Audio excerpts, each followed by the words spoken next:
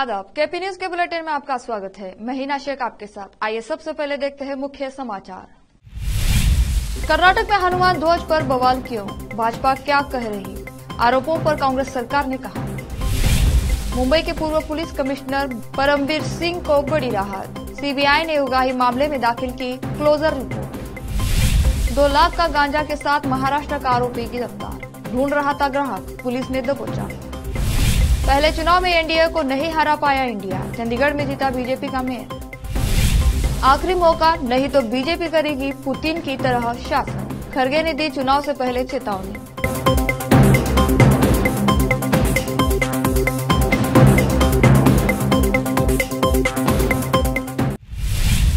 अब समाचार विस्तार से। कर्नाटक में धार्मिक ध्वज को लेकर बवाल खड़ा हो गया है। दरअसल यहां मांड्या जिले में एक गांव में हनुमान ध्वज उतारने को लेकर तनाव उत्पन्न हो गया है। इसको लेकर राज्य के विपक्षी दलों भाजपा और जेडीएस ने विरोध प्रदर्शन शुरू कर दिया है। इसी कड़ी में सोमवार को बेंगलुरु पुलिस ने प्रदर्शन कर रहे भाजपा कार्यकर्ताओं को हिरासत में ले लिया। इसी बीच भाजपा ने राज्य में कानून व्यवस्था की स्थिति बिगड़ने का दावा किया है। वहीं कर्नाटक सरकार ने कहा है कि राष्ट्रीय ध्वज की जगह भगवा झंडा फहराना सही नहीं है।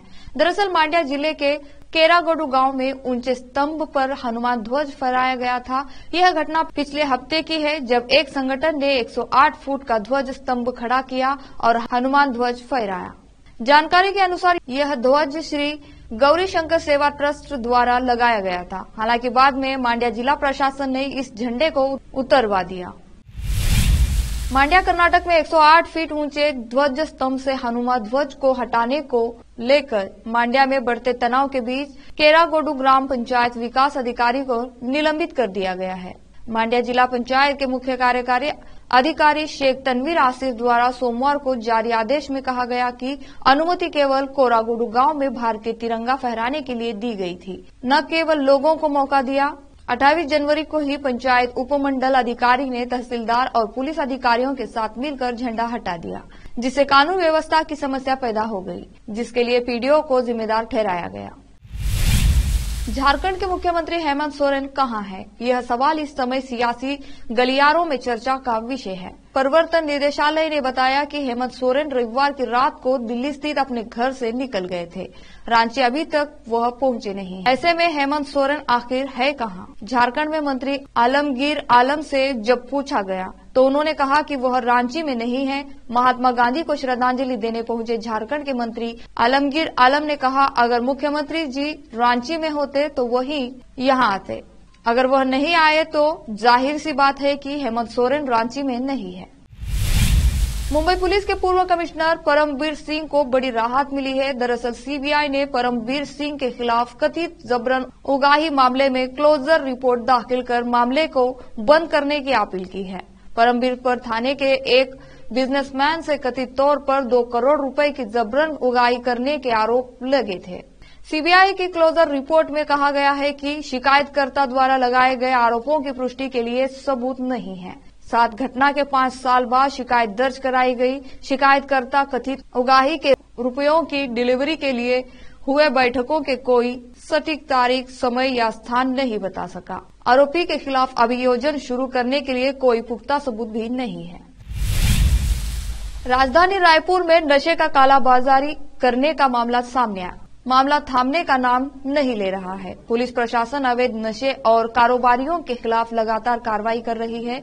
इसी क्रम में रायपुर के भांटा गांव स्थित नया बस स्टैंड में अवैध गांजा के साथ महाराष्ट्र के अंतर्राज्यीय आरोपी को पुलिस ने गिरफ्तार किया है। आरोपी के कब्जे से कुल 21.300 किलोग्राम गांजा जब्त किया गया है। इसकी कीमत 2,10,000 रुपए आंकी गई है। बीते दिनों सोमवार को टिकरापारा थाना पुलिस को मुखबिर से सूचना मिली कि थाना क्षेत्रांतर्गत भांटा गांव नया बस स्टैंड के पास एक युवक गांजा लेकर बेचने के फिराक में ग्राहक ढूंढ रहा था। पुलिस मौके पर पहुंचकर मुखबिर के बताए हुलिये को चिन्हांकित कर पकड़ा।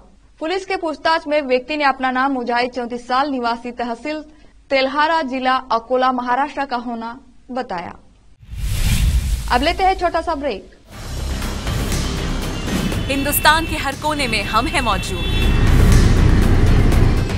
24 घंटे हालात पर गहरी नजर,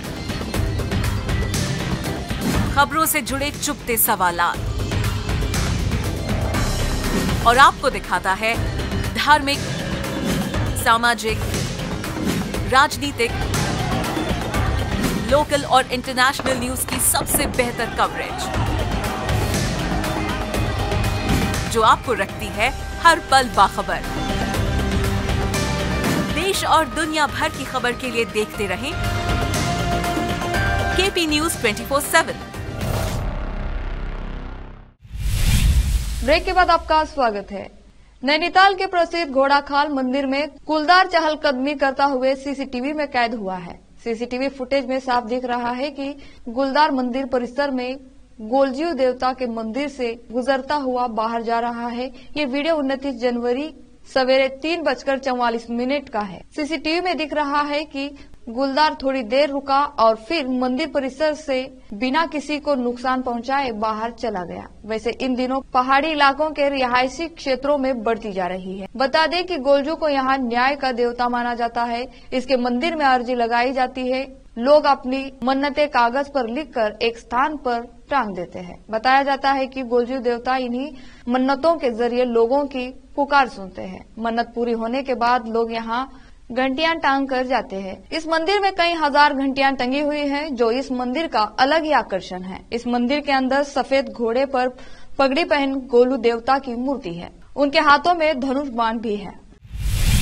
लोकसभा चुनाव को लेकर आरोप प्रत्यारोप का दौर जारी है। इस बीच कांग्रेस अध्यक्ष मल्लिकार्जुन खड़गे ने सोमवार को आशंका व्यक्त की 2024 का लोकसभा चुनाव लोगों के लिए लोकतंत्र को बचाने का आखिरी मौका होगा, क्योंकि अगर बीजेपी आगामी चुनाव जीतती है तो प्रधानमंत्री नरेंद्र मोदी तानाशाही कर सकते हैं। उन्होंने लोगों से भाजपा और उसके विचार आरएसएस से दूर रहने का भी आग्रह किया। कांग्रेस अध्यक्ष खड़गे ने एक पार्टी रैली को संबोधित करते हुए कहा, भारत में लोकतंत्र को बचाने के लिए लोगों के लिए यह आखिरी मौका होगा।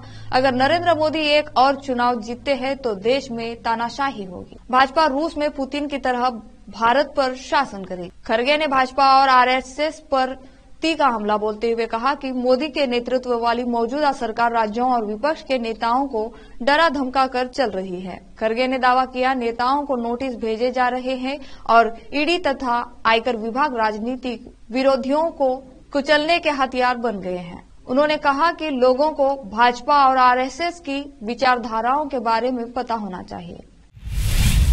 चंडीगढ़ मेयर चुनाव में बीजेपी को बड़ी जीत मिली है। बीजेपी उम्मीदवार मनोज सोनकर ने यह चुनाव जीत लिया है। मनोज सोनकर का मुकाबला आम आदमी पार्टी के उम्मीदवार कुलदीप कुमार से था। बीजेपी पिछले 8 वर्षों से महापौर पद पर काबिज है। पंजाब और हरियाणा हाईकोर्ट के आदेश के बाद आज चंडीगढ़ में मेयर का चुनाव हुआ था। इस चुनाव में सीधा मुकाबला कांग्रेस आम आदमी पार्टी के गठबंधन और बीजेपी के बीच था। पीठासीन अधिकारी अनिल मसीह ने सुबह 10:40 पर मेयर पद के लिए मतदान प्रक्रिया शुरू कराई थी। चंडीगढ़ के सांसद किरण खेर ने सबसे पहले वोट डाला था। उन्होंने सुबह 11:15 पर नगर निकाय भवन में मतदान किया था। उनके पास चंडीगढ़ नगर निगम के पदेन सदस्य के रूप में मतदान का अधिकार है। मेयर पद के वोटों की गिनती के बाद अब सीनियर डिप्टी मेयर पद और डिप्टी मेयर पद के लिए चुनाव कराए जाएंगे। फिर से लेते हैं छोटा सा। हिंदुस्तान के हर कोने में हम हैं मौजूद। 24 घंटे हालात पर गहरी नजर, खबरों से जुड़े चुपते सवालात, और आपको दिखाता है धार्मिक, सामाजिक, राजनीतिक, लोकल और इंटरनेशनल न्यूज की सबसे बेहतर कवरेज, जो आपको रखती है हर पल बाखबर। देश और दुनिया भर की खबर के लिए देखते रहें केपी न्यूज 24/7। ब्रेक के बाद आपका स्वागत है। कांग्रेस महासचिव प्रियंका गांधी वाड्रा ने मंगलवार को आरोप लगाया कि भारतीय जनता पार्टी के पास देश के सबसे बड़े मुद्दे बेरोजगारी का कोई समाधान नहीं है और मोदी की गारंटी जैसी बातें सिर्फ जुमला है। वाड्रा ने सोशल मीडिया मंच एक्स पर एक वीडियो भी साझा किया, जिसमें बड़ी संख्या में लोग इजराइल में नौकरी पाने के मकसद से कतारबद्ध नजर आ रहे हैं। प्रियंका गांधी ने कहा, अगर कहीं पर युद्ध के हालात है तो सबसे पहले हम अपने नागरिकों को वहां से बचाकर वापस अपने वतन लाते हैं, लेकिन बेरोजगारी ने आज ये हाल कर दिया है कि देश की सरकार हजारों असहाय और मजबूर युवाओं को युद्धग्रस्त इजराइल जाकर ये खतरा उठाने से भी बचा नहीं रही। उन्होंने दावा किया कि इसी से पता चलता है कि चुनाव में 5,000 अरब डॉलर की अर्थव्यवस्था, सालाना 2 करोड़ रोजगार और मोदी की गारंटी जैसी बातें सिर्फ जुमला है। मध्य प्रदेश के पूर्व मुख्यमंत्री दिग्विजय सिंह और कांग्रेस नेता कमलनाथ के समर्थक सोमवार को पार्टी मुख्यालय में आपस में भिड़ते दिखाई दिए। इस घटना से जुड़ा वीडियो सोशल मीडिया पर वायरल हो रहा है। प्रदेश कांग्रेस कमेटी कार्यालय के अंदर कांग्रेस नेताओं के बीच एक बात पर विवाद शुरू हुआ, जो जल्द ही मारपीट और गाली गलौज में तब्दील हो गया। प्रवक्ता शहरयार खान और मप्र कांग्रेस अनुसूचित जाति विभाग के पूर्व अध्यक्ष प्रदीप अहिरवार के बीच किसी बात पर विवाद हो गया था। वीडियो में दिख रहा है कि कैसे दोनों आपस में भिड़ रहे हैं। एक ने दूसरे को धक्का दिया और वो गिर गए। दूसरे ने मारने के लिए कुर्सी हाथ में उठाई। कुछ लोग इस लड़ाई को छुड़वाते भी दिख रहे हैं। गाली गलौज भी लगातार जारी है। शहरयार खान ने प्रदीप अहिरवार पर आरोप लगाते हुए कहा कि प्रदीप ने नवंबर में हुए विधानसभा चुनाव में टिकट बंटवारे को लेकर दिग्विजय सिंह को अपशब्द कर रहे थे। आखिर में फिर से देखते हैं मुख्य समाचार। कर्नाटक में हनुमान ध्वज पर बवाल क्यों? भाजपा क्या कह रही? आरोपों पर कांग्रेस सरकार ने कहा। मुंबई के पूर्व पुलिस कमिश्नर परमवीर सिंह को बड़ी राहत। सीबीआई ने उगाही मामले में दाखिल की क्लोजर रिपोर्ट। 2 लाख का गांजा के साथ महाराष्ट्र का आरोपी गिरफ्तार। ढूंढ रहा था ग्राहक, पुलिस ने दबोचा। पहले चुनाव में एनडीए को नहीं हरा पाया इंडिया। चंडीगढ़ में जीता बीजेपी का मेयर। आखिरी मौका, नहीं तो बीजेपी करेगी पुतिन की तरह शासन। खरगे ने दी चुनाव से पहले चेतावनी।